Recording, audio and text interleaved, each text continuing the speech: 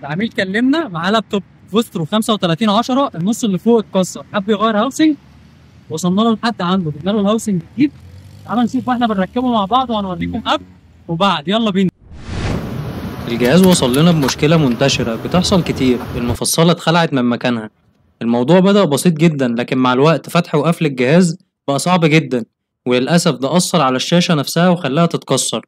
الحقيقة إن المفصلة لو ما اتظبطتش بدري بتتحول من مشكلة صغيرة لمشكلة كبيرة ومكلفة. عشان كده احنا في فابريكا ستور بنركز دايما إن أي جهاز يتصلح بالطريقة الصح وبالقطعة الأصلية. زي ما عودناكم، رحنا للعميل في مكانه واستلمنا الجهاز وبدأنا نجهز له الحل المناسب. عملنا تغيير شاشة جديدة أصلية مع هاوسنج كامل يدي للجهاز شكل مناسب، وكمان يرجعه فابريكا. كل جزء اتفك وتركب بدقة لحد ما الجهاز رجع متماسك ويفتح ويقفل بكل سهولة.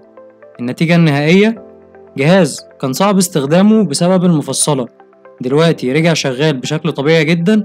تفتح وتقفل الشاشة وانت مطمن، والأداء ثابت من غير أي قلق. وده دايما هدفنا، أي جهاز يوصل لنا لازم يرجع فابريكا. وخليني اقول لكم ان فابريكا ستور مش بس صيانه، احنا عندنا جميع انواع قطع الغيار الاصليه اللي جهازك ممكن يحتاجها.